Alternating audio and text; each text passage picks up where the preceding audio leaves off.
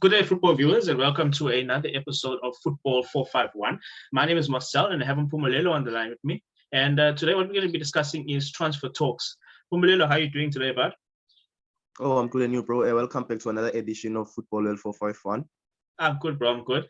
Mpumelelo, I'm not too sure if you actually saw yesterday. Ancelotti had left Everton with immediate effect and is now actually the new manager of Real Madrid. Whoa, I was pretty surprised because I thought they will go for the likes of Antonio Conte, but since they have a good history with Ancelotti, him winning the UCL in 2014, then yeah, I feel like he can do well again at Real. Yeah, he does have that ability. The thing is, what happened with I don't understand what happened with the chairman and Ancelotti the first time, because he did win the Champions League with Real Madrid, and then they parted ways. Ancelotti obviously left thereafter, and they got someone else in. They then had a spell with Zidane, a lovely spell with Zidane, where they won like 3 Champions League trophies. And then Zidane felt this season that they didn't back him and he left. What's different now? I mean, what can Ancelotti bring now that he didn't bring the first time? Because they could have trusted him from the word go. Okay, at the moment, I'm not quite sure what was the problem between Ancelotti and Perez, but on my thinking, I think Ronaldo was involved in it because I feel like a lot of coaches, they wanted to become the best friends of Cristiano. So I think that relationship was lost along the way because remember the following season, Ronaldo didn't have a good season. So Zidane left because of Cristiano left. He saw that right now quality is limited, that I can win the UCL. So yeah, I think Ronaldo is involved in coaches parting ways for Real Madrid. Because they asked Perez, what changed things? And Perez himself didn't know. He couldn't really respond to it. But he obviously feels he's the man for the job. And I mean, he won a Champions League with him. Who's to say he isn't? He's won Champions League with a lot of clubs, with AC Milan as well. He's been a successful manager. He's won trophies with Chelsea. We definitely know that he knows how to win trophies. He knows how to bring the best players. He knows his best team, and I'm sure he'll hit the ground running with him. Whether they'll be able to pull something up this season, time will tell, because it looks like Madrid need a little bit of rebuilding. Yeah, I think Madrid needed a little bit of rebuilding. So they saw Ancelotti as the good man for the job because we know players that he can bring in for the likes of Ramos. He can get the better out of the players that are still there at Madrid, your Iscos, your Asensio. So yeah, I feel like his relationship and Perez, it's still on good terms. Hence, he called him again. Yeah, that's correct. Now that Ancelotti has left Everton, I mean, I would allow for him to have stayed at Everton and seen what he could have done, because his comments in the beginning of the season was he can see them competing for the league. Now that's left in the air because he's no longer with Everton. But there is some positive news because on our very first podcast that we did, which was last week, we mentioned that Nuno Espirito, we were shocked that he left Wolves, he departed for Wolves. He's now the new candidate to take over at Everton. What do you think about that? Oh, Nuno and Everton. Then he's going to turn Everton into a Portuguese club, if I can say. Already they've got Andre Gomez from the Portugal side. So I think now most of Wolves players should pack their bags and follow Nuno because Nuno, he's good working with Portuguese guys. I think because of probably he was an assistant of Jose Mourinho, if I remember very well. So yeah, I think that working relationship between their own natives works properly for them. But Everton's squad depth, it's really, really good, and Nuno can execute more things with it. Yeah, correct. I don't think there's too much to add. I mean, they do have Calvert-Lewin. Calvert-Lewin is a fantastic number 9. He's a typical number 9. He's what you need at a club. You've also got the likes of his name escapes me now, Richarlison. Richarlison's a decent player. He was actually building his team, and Ancelotti is actually building his team around Richarlison. And he's someone I wouldn't mind seeing at United because he's played at Watford, he's played at Everton. If he goes into a team like United, just as an example, I believe he belongs in a top club. If he goes to a team like United, he can hit the ground running. That's the way I feel about him. And then you got James Rodriguez, who started a bit on and off. He started fantastically. He then went off due to injury, but we all know what he's got in his cannon. And then there's what's the other lad that plays in the defensive midfield that he signed last season, the Brazilian? His name also escapes me now. Alan, I think it is. It's Alan. Yeah, the defensive midfielder. It's both Alan and Abdoulaye Doucouré. Yeah, and Doucouré. 2 fantastic signings that hit the ground running immediately for him. So he doesn't need much technically. He just needs to try and, these guys needed a season to play together. He maybe just needs to hijack 1 or 2 guys, maybe your Traores from Wolverhampton, and let's see what happens from there. Yeah, pretty true. Now it's a matter of philosophy. Nuno's philosophy, if it gels well with the gents there at Everton, then yeah, Everton will run like a stallion horse. Yeah, that's correct. Just trying to change screen here. So I was also looking at one of the other transfers that I see that Arsenal are in for Onana. And I do understand that you guys weren't happy with your goalkeeper. You did have Martinez last season, and Martinez then went to Aston Villa. He's doing fantastically for Aston Villa. I couldn't understand why you guys just couldn't keep Martinez. What happened with that deal? I think the contract there went out, and then there were no plans of re-signing Martinez as they've had Ryan from loan. So Arsenal has been struggling with some salary problems. Hence we released Ozil again. Now we've released Gundozi. So I think a lot of players are going to offload it, because I once saw an article of Mikel Arteta at our page saying that he wants to offload Leno. I think he's getting paid a fortune. Then his team sheet are a bit offish. But for me, this Onana to Arsenal, Onana had stayed at home for like a season without playing, because remember, he's been banned from football because he tested positive for drugs. So now coming to Arsenal will be a huge boost to feel. Like, for a person who didn't play a whole season and come to a top flight team, especially in the Premier League. It looks like Arteta needs a bit of a rebuilding job. I feel like some of the players he's getting, some of the philosophy seems to be thrown out the window, because you guys you'll have Udo as those, the director of football, and his way of doing things is slightly different. He's taken it almost away from Wenger. I think he's trying to basically look for a little bit more of instant success instead of building. I think they feel they don't have the time to build anymore. For me, it starts with the likes of Willian last season, because I haven't seen much of Willian. We know what he can do, but at his age, you expect him to come into the team and lift the team immediately, and we didn't see that. Yeah, true. Willian for me didn't have much of an impact. The player who excelled, I would say it's Bukayo Saka, because I felt like the Willian transfer, it's the transfer that blocked Pepe from playing a lot. But there you're speaking the truth, because if you can remember Arsene Wenger could build a team with players from development, your Jack Wilshere's, your Thomas Rosicky. Yeah. From back then with the Freddie Ljungbergs, Wenger has been good for building up the club with players from academics. Yeah. So I feel like these owners, they're looking for an instant boom, because Arsenal, it's been a building project ever since Arsene Wenger left. So my advice to them, I think they should start again from young stars. Keep a few players who are experienced, like your Aubameyangs. I think David Luiz should be offloaded too. We had William Saliba on the previous transfer market. I haven't seen him play. Gabriel, it's been a good player. I think there's room for improvement. Pablo Mari has been exceptional, unfortunately, of his injuries. So Arsenal, I think, should build around those players. Yeah, no, I agree. You got your Sakas there as well, those Smith Rose. Someone like Odegaard should be someone they should be cementing. And then Gabriel Martinelli, if they can keep him fit, he's a serious player, because he can turn a game on his own. I've seen that. And I've got a little bit of sentiments when it comes to Arsenal, because Arsenal, they built their team almost similar to how Ferguson used to build his United team, always trying to get a group of young players and then putting some senior players around him just to educate them. And that's basically been Arsenal and United of that era when we were competitive together. So I don't want them to go too far from that. I'd love for them to stick to their process. Maybe just get some good talent around them, True. Pretty true about that.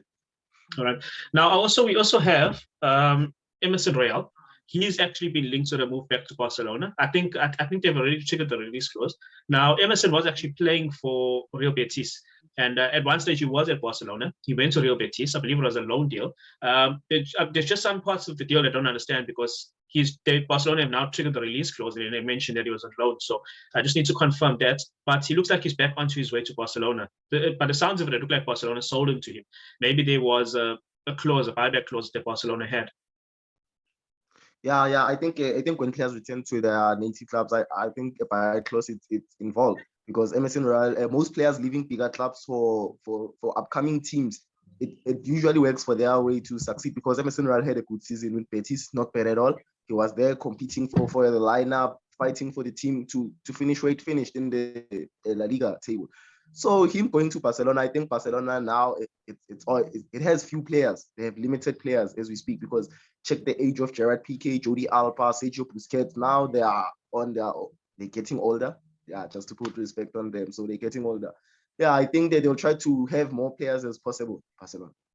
Yeah, and he's a right back, and he's a talented right back. He's got a lot of pace. He likes to venture forward, and it looks like Barcelona, when they sell a player, they don't entirely let that player go. They put their clause in, and they want to try and get that guy back along the line once they gain experience, because he's come right back into the fold. And I don't want to compare him to anyone, but this could be the next Dani Alves. Yeah, true. He can be the next Dani Alves, but my concern now is for Sergio Dest. Dest also had a good season. So bringing Emerson Royal again, yeah, it will be a good competition between the two. But I think they'll want to keep as many players as they can. Since Ronald Koeman has been changing formations, playing the 3-5-2, playing the 3-4-3, playing the traditional 4-3-3 of Barcelona. So yeah, I think they're trying to play around those with a lot of players. Yeah, you just mentioned the fact that Dest is there. I think what most teams are trying to do nowadays, and I know this is definitely trying to happen at United, and I always point back to the Villarreal game where I mentioned that we looked at our bench and United had nothing on the bench that they could bring on to turn the game around. I feel as if Koeman knows that this season he needs to go and challenge. And he looks like he wants to have options, and I don't blame him. Every club should be thinking that way nowadays because especially during the season, the games are thick and fast. There was a game in the week, there was a game on Saturday with the Sunday, and there was a game the following week as well. There was a period where like United had to play 4 games in a space of 7 days. So it was an incredible amount of games, and it's a lot of pressure on players. And now the same players are now playing in Euros and the Copa Americas as such. It's a lot of pressure. So it's important to have a good squad depth so you can rotate your players accordingly. Yeah, true. I think having 30 plus players nowadays is going to work because football as a whole is trying to cover up the space and time that is lost from this pandemic. Hence, we will have like 3 games in 1 week, 4 games in 1 week. If you're playing more competitions, then you're in trouble because you can look at Chelsea. They just captured the Champions League. There will be Club World Cup involved. Most of their players are at Euros. So a rest is much needed. So having like 30 plus players, it's good for every team at the moment. All right. I just want to go switch to Juventus a second. They now have Allegri in their camp, and he's going to be looking to try and change the team around. Pirlo didn't get much of a chance, but it's always shortcoming to bring in a legend and ask him, to try and help you get to the Champions League, win the Champions League, win the league. Not many players are able to step up and do that. So I think it was a shortcoming for Pirlo. He needed experience. It's almost like a Frank Lampard situation. But with Allegri there now, he's got this dilemma of Ronaldo, and it looks like Ronaldo is not part of his plans. Can you see Ronaldo saying that? Is that media rumors, or do you see him moving on? And if so, where do you think he'll end up? Okay, to be honest, I think Ronaldo and Allegri only work together once or they've never. But we all know when Ronaldo is having a trouble with the coach, it's either the coach leaves or he leaves. So it's a two-way street for Ronaldo. But if he's leaving, it will be an interesting thing because I've heard him like talking about the likes of Manu. So it will be interesting seeing Ronaldo back in the Premier League at his age. Yes, he's still doing what he does best, but it's really going to be interesting. I'd like to see him in the Premier League again. Before he said his plans that he wants to retire at 14. So yeah, I think we can have 2 or 3 more years in the EPL. I could see PSG coming in for him because they don't mind the fact that they would have to pay those high salaries. If he does end up at United, there's only 2 possible reasons why I think United would take him. One, for the financial aspect. Obviously, Ronaldo comes with sponsorships, and technically that will be paying his salaries. He's not really an expense to the club after that because there's a whole lot of revenue coming through from his sponsorships. And at the other end of it, it's also the fact that we signed Cavani because we needed somebody to try and pass experience onto the youngsters, your Rashfords, your Greenwoods. And Ronaldo can come in and do the same, being a legend at United, It could help everyone step up his game. So those are the only 2 things I can think of why United would want to sign him. Because remember, that's why we got rid of Sanchez. He's that ball that he had where he wasn't even playing and we were paying that salary. And even when he was on loan at Inter Milan, we were still responsible for a portion of his salary. True that. So yeah, Ronaldo having a lot of endorsements and bringing a lot of revenue to the team, yes, it's an advantage to every team that can capture him. Yeah, and then him teaching the youngsters, he's good at that because he likes young players to gel around him. If you can check him at Portugal, he already gelled the team. Bernardo Silva can play with Ronaldo. Bruno can play with Ronaldo. Now lately I've saw they like to select Pedro Neto before he went on injury. He could play really well with Ronaldo. So yeah, Ronaldo I think is much more of an impact himself before stepping into the pitch. Like being that icon and role model to the youngsters, then it definitely works for them. And I hear you mentioning PSG. PSG, yes, we know they love to spend their ballers, but as you said, Ronaldo's salary, it's not much hectic because his sponsorship cover it. But if he will go with PSG, I wonder how things will be, him with Neymar being there. Yeah, especially if Mbappe decides to go the other way. Maybe he decides to go to a Juventus or he decides to join Real Madrid. It all depends on who pays because Real Madrid don't really have the money as much as people are saying, Real Madrid.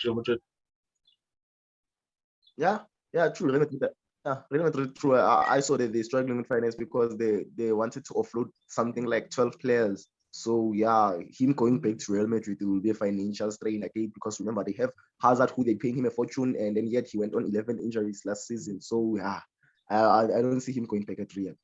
Yeah, and it also questions squad depth because are they going to compete for anything? They might have a decent 11, but what happens after that, you know? So it's a really risky thing. I also just wanted to escape me at the moment, but look, Mbappe, do you see Mbappe leaving? Do you think it's possible? I mean, imagine him playing with Neymar and Ronaldo. It'd be incredible to see the three of them together for another season. I know the owner came out and said that he doesn't want Mbappe to go, but it's not really up to him, is it? Mbappe playing with two superstars, and Mbappe is also a superstar himself. So I feel like there are 10% chances of that succeeding because everyone will want to take center stage because we know Cristiano gets mad if he doesn't get goals. Mbappe is also a goal scoring machine. I feel like Neymar is also fine with creating goals and stuff. He doesn't care about scoring a lot, but there are three superstars at one team. Sometimes it can go south. It won't happen more like your Liverpool. You can see Sadio Mane, Firmino, and Salah excelling throughout the whole season, capturing a 30 plus goal contribution. So yeah, I wouldn't see it in that case. So Mbappe, I feel like if Ronaldo can step into the PSG side, Mbappe should reconsider planning again for his career. I think a Real Madrid move can work for Kylian. That's true. Sergio Ramos, he's also out of contract. He could also stay at Real Madrid potentially. He's just waiting for probably to see who's going to come into the team. But he's already taken a blow by not being included by Luis Enrique in the Euro 2020. So he clearly feels that he doesn't have much to offer. I think it's a strange one personally. I feel that Luis Enrique was a bit biased in his decision because most defenders always have a lot to offer when it comes to experience. I mean, you can see Thiago Silva for Chelsea, for example. They've now lifted the Champions League. So if Ramos has to leave, can you see maybe settling into PSG? I know there's been lots of talks about him ending up in the French league. Ramos, when it comes to Ramos, his contract expiring. I think his move currently can be motivated by Cristiano because I think both of them, we know they've been best of friends since Ronaldo set foot in the Real Madrid side. So I feel like Ramos' move will be controlled by where is Cristiano going because remember at the beginning of the year, there was this rumor going on that Manchester United have bid for Sergio Ramos. Now there's the rumor that Ronaldo wants to come back to Old Trafford. So I feel like if Ronaldo can move to PSG, then Ramos might also be considering going to PSG. And there you're telling the truth about Enrique leaving Ramos out. It was pretty biased move. I think it was controlled more like, okay, he's a rival from the club that I coached. So I think they won't get along as best of friends. But when it comes to Spain, Ramos, it's been their spine, heart, brain of their operations because he fought for the team. He has a World Cup with them, 2 Euros. So I didn't understand why he left them. Who will guard that back four? Yeah. Who will guide it? Because you need experience of Ramos to guide the back four. Because bringing in Pau Torres from Villarreal with a player like Ramos, it's a deadly combination at the back. Yeah, it's 100% correct. What he basically brings is leadership, and in cases where a team is losing, you need someone like him to urge the team on and drive the team forward and show how to basically motivate the team to come out of rock bottom to winning positions, and that's what he offers. So I'm not happy with Luis Enrique leaving him out at all. I my doubts on Spain doing anything in the Euro 2020. Look, I could end up looking completely wrong, but if you're leaving out someone like Ramos, I don't rate his campaign. I don't see it going too well, to be totally honest. Cristiano Ronaldo, just if you can touch on him for a second, he's going to be a £30 million transfer. That's a hell of a deal for whoever chooses to take him. I mean, at 36, he's old, but he's going to get you goals. And let's just remember he was top scorer this season as well, one of the top scorers. So he's going to come and bring you goals and potentially 1 or 2 assists along the way as well. We all know Ronaldo likes to finish every season strong, 40 goals and plus. So that's why you get for the 30 million that you're going to spend on Cristiano. It's 40 goals plus a better league position. Because what Ronaldo does, it's that positive effect that he has. When he starts being positive, the entire team is positive. You will get proper results. So who can back Cristiano, they've got themselves a good bargain. Yeah, that's correct. Well, that's all the time we have for today. It's been a very passionate and very in detail transfer talk between myself and Mpumelelo today. Guys, please, if you enjoyed our content, please would you like and subscribe? I'm going to hand it over to Mpumelelo to close it off for us. Football 451 community and other potential members of them, please like and subscribe our page on Facebook and YouTube. Let's keep the ball rolling. Peace out.